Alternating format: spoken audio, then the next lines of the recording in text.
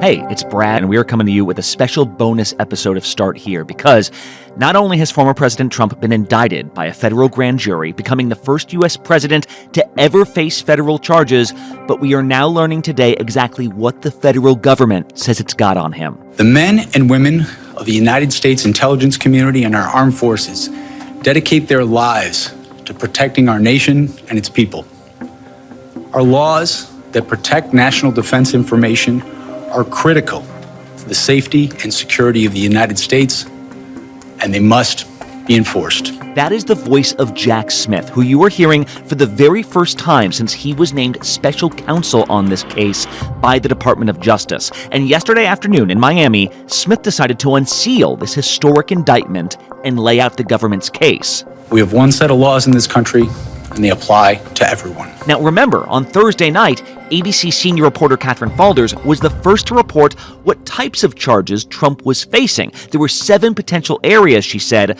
Yesterday we learned just how many counts of each of these there are. 31 counts of willful retention of national defense information, 1 count of conspiracy to obstruct justice, 1 count of withholding a document or a record, 1 count of corruptly concealing a document or record, 1 count of concealing a document in a federal investigation, 1 count of scheme to conceal, 1 count of false statements and representations, 2 counts of false statements and representations. This is an avalanche of accusations revolving around some of the nation's most sensitive material and the man who used to oversee it all. Let's go through this with ABC's own Katherine Faulders. Again, first to break the news about what charges Trump would be facing. Katherine, now you got the charging document itself in front of you.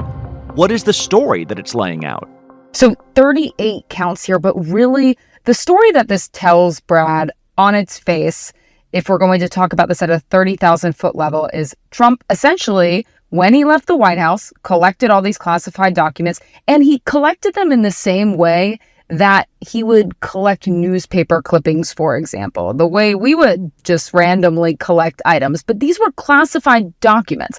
He put them in boxes, he loaded them onto airplanes with him, he shipped them down to Mar-a-Lago and unsecure locations. He was never authorized to even have these in the first place. He should have given these back. He should have left them at the White House. They all needed to be in secure areas. And what we're seeing from this indictment, it's just striking on so many levels. We've reported pieces of this. We've broken news on this. We've thought this news, and it is, and it was, that we've broken was significant. But seeing these photos in this indictment, you see classified documents strewn about. You see boxes of documents, Brad, at Mar-a-Lago in the ballroom where I've been multiple times, where many of our colleagues have been multiple times. You can just walk on by and the boxes are sitting there. The indictment lays out in detail these boxes being moved from one room to the other. You see them on the ground. You see some aides saying, "Oh, I just found these documents on the ground." So what was clear from this is that they were being kept everywhere in unsecure locations at Mar-a-Lago, by the way, with multiple entrances in some aspects that Jack Smith describes in this indictment, that you could get to these documents with multiple various different entrances to a certain room. There's pictures of stacks and stacks of them. So again, this is just a piece of it. But then this leads into, Brad, we have this idea of Trump bringing the documents with him from the White House to Mar-a-Lago. They're unsecure, they're strewn all about in various different areas, and they're being moved from room to room by various different aides. But then we get to this allegation of Trump personally obstructing the efforts of the government to get these documents back. Now, what does this mean? This means that throughout the course of this years-long investigation, the government, federal investigators, learned that documents were missing. They went and looked for them and they weren't there. Where would they be? Well, they checked with Donald Trump. It turned out that he had some of these records.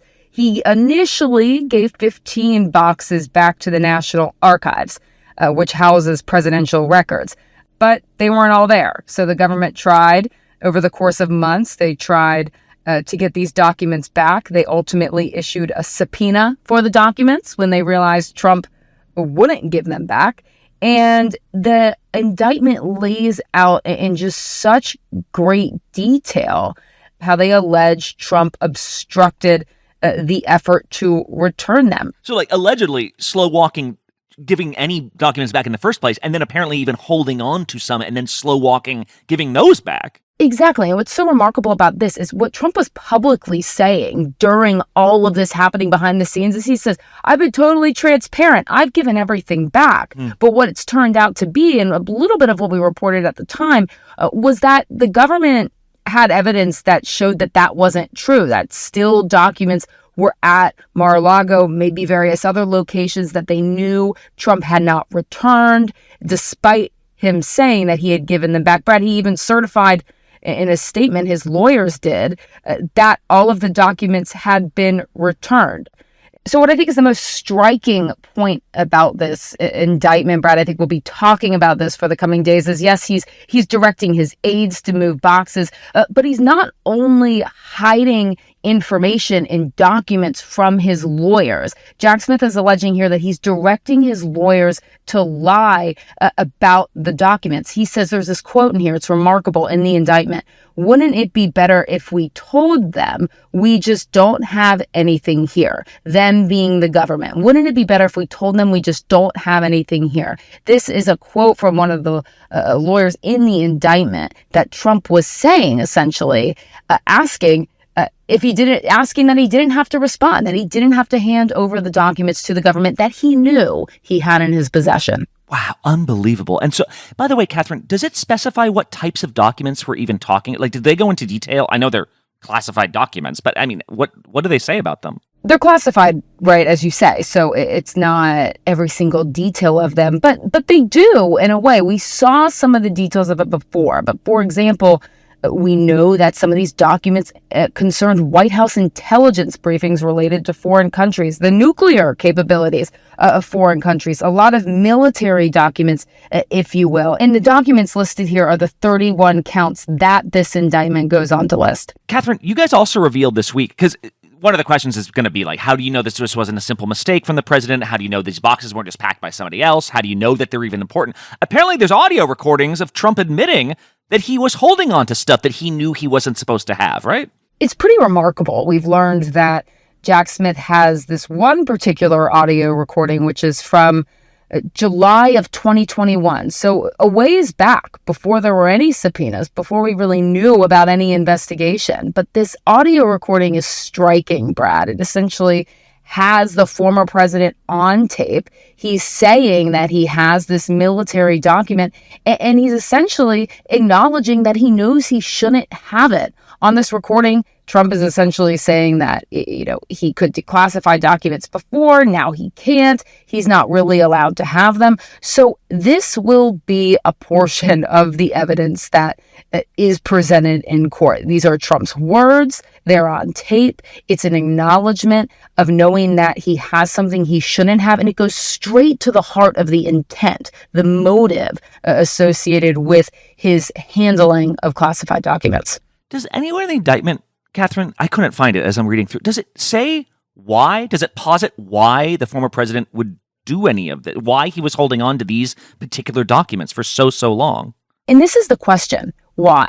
Where's the motive? Why was he doing this? And I think this part, Brad, goes to the heart of who Donald Trump really is as a person, essentially. He likes to say that he has things. He wants to have them because he thinks they're his. This is what we've heard in court a lot from his lawyers when they were arguing to have the documents. There wasn't really a reason, just that he wanted to keep them. He wanted to bring them with them. They were memorabilia, if you will. So that is what is going to be fascinating as this plays out in court, in open court. What is the defense going forward here? What do his lawyers say about why he thought that he needed to have these? Hey, one last question, because I know, by the way, you're on vacation this week and you were not expecting to be doing all this, but here's the story that you've been covering so up close for the last year of your life. Looking forward, the judge that's been now assigned to this case has apparently been selected, and apparently is someone who's already generated headlines on this case before. How will that shape things going forward? This will be interesting, and it could end up being insignificant if, for example, they have a lottery system where a judge is picked. But right now, the judge who is overseeing it, Brad, and you remember probably talking about her a lot, it was Judge Aileen Cannon because of the special master. She was ultimately the one that decided to appoint a special master to review the documents in this case months ago. This ultimately got thrown out by the circuit court, who essentially slammed her ruling. But look, her assignment to this case is pretty remarkable. And if it holds, it adds this level, just this unprecedented wrinkle, frankly, to this case that involves these charges of a first former president. This is fascinating because she's a Trump-appointed judge. So this means that if Trump is ultimately convicted, this judge, appointed by Trump, would be responsible for determining his sentence. Well, and even in this appearance, you could almost see Jack Smith sort of playing out the very, very beginnings of this trial, reminding everyone in the country that Donald Trump is presumed innocent until proven guilty in a court beyond a reasonable doubt, but then almost pre-budding what you're sure the arguments could be, that this is all some sort of government witch hunt against him, that this is the Biden administration that somehow doesn't like him, even though special counsel Jack Smith was appointed as sort of an outsider to come in here. And Smith quotes Trump himself several times in these indictment documents. In fact, he quotes Trump in 2016 saying this on the campaign trail. In my administration, I'm going to enforce all laws concerning the protection of classified information. No one will be above the law. And so if Trump's campaign rested on chance of lock her up, speaking about Hillary Clinton, well, now federal prosecutors say he brazenly broke some of those most foundational national security laws that he claimed to hold so dear. And if Trump's convicted, it's he who could be locked up. Absolutely monumental case here. Katherine Faulders, thank you so much. Thanks, Brad. And that'll do it for us today with this special edition, this bonus episode of Start Here. We will have all the analysis on Monday morning as this continues to percolate. And again, Trump due for his court appearance on Tuesday afternoon in Miami. I'm Brad Mielke. I'll see you next week.